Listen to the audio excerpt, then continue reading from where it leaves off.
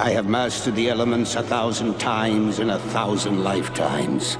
Now, I must do it once again. You will teach the Avatar firebending. One of the coolest things about the Avatar universe is that the Avatar isn't just a single person. It's a cycle that's been going on for thousands of years. Each new Avatar carries the same duty, but how they live up to that role can be very different. Some left their mark on history in huge ways, while others didn't shine quite as bright. What makes it tricky is that we only really get to see a handful of them in action. Between the shows, comics, and novels, we only know the details of about 8 avatars, and while they all share the ability to bend every element, that doesn't mean they're equally skilled or equally impactful.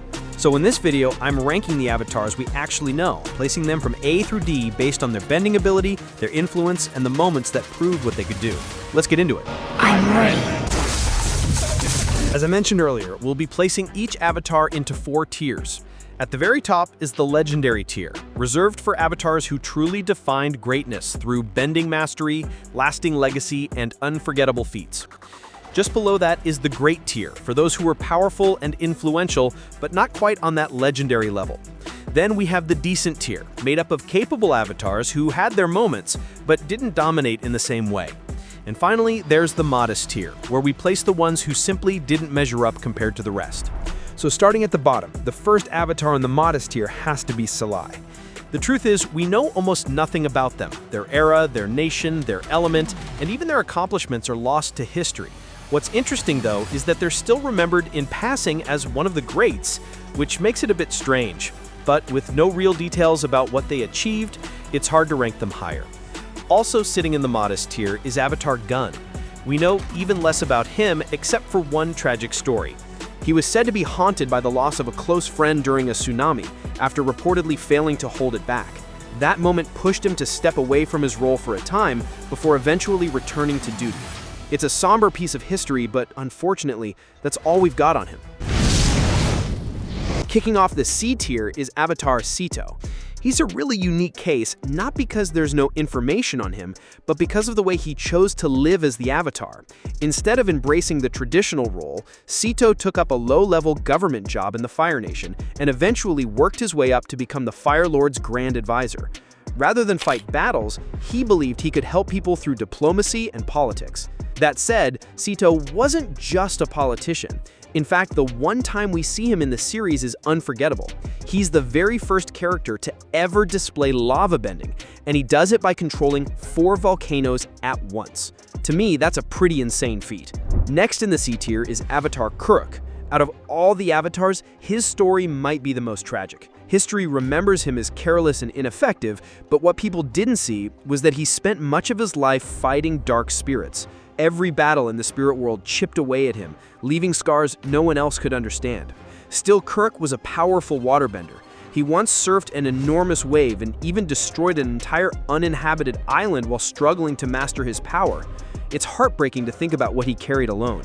And on a serious note, Kuruk's struggles always remind me how important it is to talk about what we're going through. If you're dealing with depression or heavy emotions, please reach out to someone. You don't have to carry it alone, and there's no shame in reaching out. The last avatar in the C tier is the very first one. See what I did there? Anyway, we didn't know his story until the legend of Korra finally revealed it. Wan showed us how the Avatar cycle began, and his journey is legendary in its own right. He started with firebending, which he misused at first, but over time, with help from the spirits, he grew wiser. He later formed a bond with Rava, the spirit of light, which allowed him to master the other elements and eventually defeat Vatu, the spirit of darkness. While his legacy is incredible, Wan's biggest limitation is that he was the first. He didn't have the guidance of past lives or a cycle to draw wisdom from. He had to figure everything out on his own, and that lack of accumulated knowledge puts him in this tier compared to later avatars.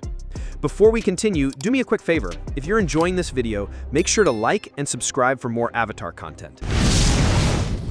Fire!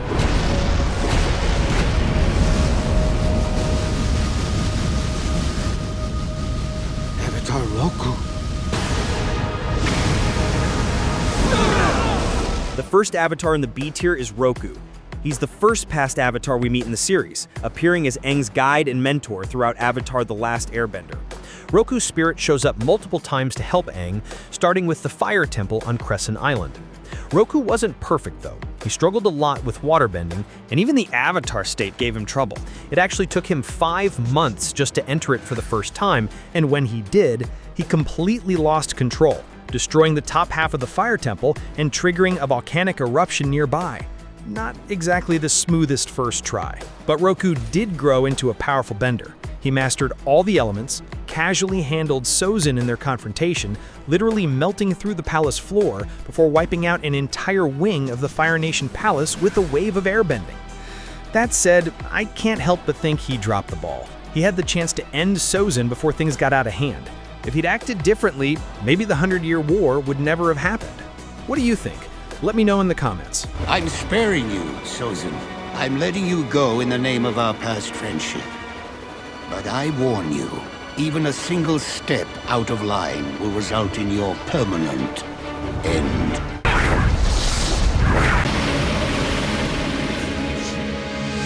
I am Avatar Yangchen, young Airbender. Avatar Yangchen. The monks always taught me that all life is sacred, even the life of the tiniest spiderfly caught in its own web. Yes, all life is sacred. I know, I'm even a vegetarian. Next is Avatar Yangchen, or the Great Yangchen as history remembers her. Born among the air nomads, she had an incredibly strong spiritual connection, one that sometimes felt like a burden. On one visit to the spirit world with her closest friend, only Yangchen returned, an event that weighed heavily on her for the rest of her life. You'd think, being an air nomad, Yangchen would lean fully into pacifism, but that wasn't the case. She knew when to stand firm, even if it meant extreme measures. She mastered all 4 elements quickly and was called to action just a week later when she faced the powerful spirit, General Old Iron. Their clash lasted all night until Yangchen managed to end it peacefully. Her bending skill was extraordinary.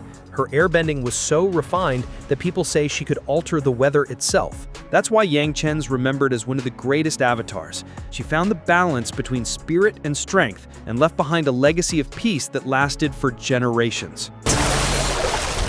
And now, ladies and gentlemen, we've reached the legendary tier.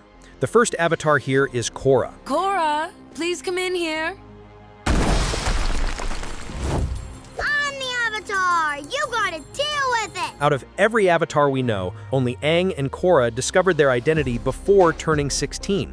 Aang was told because of the coming war, but Korra figured it out herself at just 4 years old by bending 3 elements on the spot.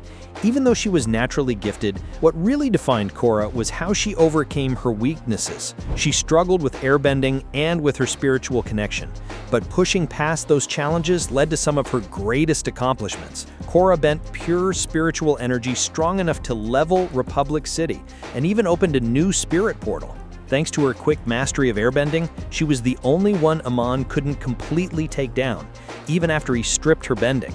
And while spirituality didn't come easy to Korra, Korra eventually became the avatar who united humans and spirits better than anyone before her.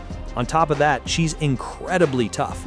Korra could lift grown adults with one hand, carry groups of people in her arms, and became the first avatar to learn metal bending. Most impressively, she managed to defeat a freed Vatu by transforming herself into a massive spirit version of herself. Korra went up against some of the most dangerous villains the Avatar world has ever seen, and no matter how dark things got, she always came out on top. Got an idea about who I am now, chumps? Following Korra, we've got Avatar Aang, the last airbender. Well, not the last anymore, but you get the idea. Aang became the youngest airbending master of his time at just 12 years old, and when the world needed him most, he went on to learn water, earth, and fire in less than a year. On top of that, he unlocked the rare ability of energy bending from the lion turtles, using it to defeat Fire Lord Ozai and later to restore bending to others. Beyond that gift and his mastery of the elements, Aang's raw power really shows when he enters the Avatar state.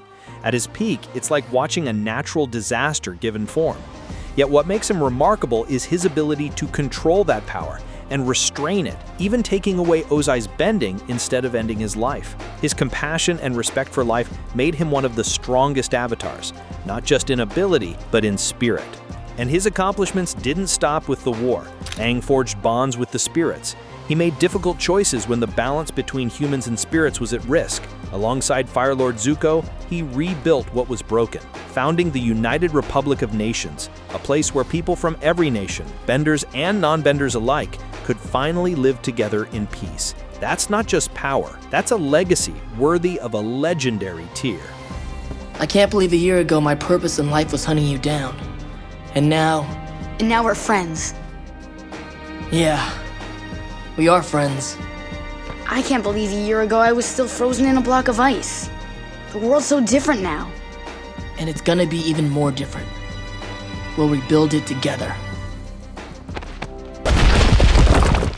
The final avatar in the legendary tier is Avatar Kyoshi.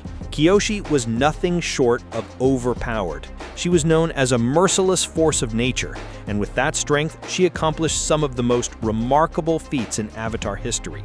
When Father Glowworm resurfaced after being consumed by Yoon, Kyoshi was forced into one of her toughest battles. It took everything she had to put an end to both her old friend Yoon and Kuruk's ancient foe at the same time.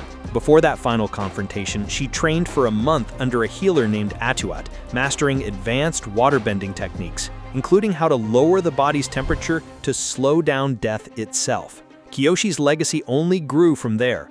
She crushed the deadly Yellow Neck Uprising, established the Kyoshi warriors and the Dai Li, and brought down Qin the Conqueror by literally splitting her homeland into what we now know as Kyoshi Island. She even discovered a way to slow her own aging, which explains how she lived to an incredible 230 years old. Avatar Kyoshi was a warrior, a leader, and a living legend whose name still carries weight centuries later. Kyoshi stayed out of the war so far, and we intend to keep it that way. This island is named for Kyoshi? I know Kyoshi. Ha! How could you possibly know her? Avatar Kyoshi was born here 400 years ago. She's been dead for centuries. I know her because I'm the Avatar. But what do you think? Do you agree with her placement in the legendary tier? Let me know in the comments, and don't forget to subscribe for all things Avatar. Until next time, stay geeky. You always say bloodbending is the most powerful thing in the world, but it isn't. The Avatar is. He took your bending away. What could be more powerful than that?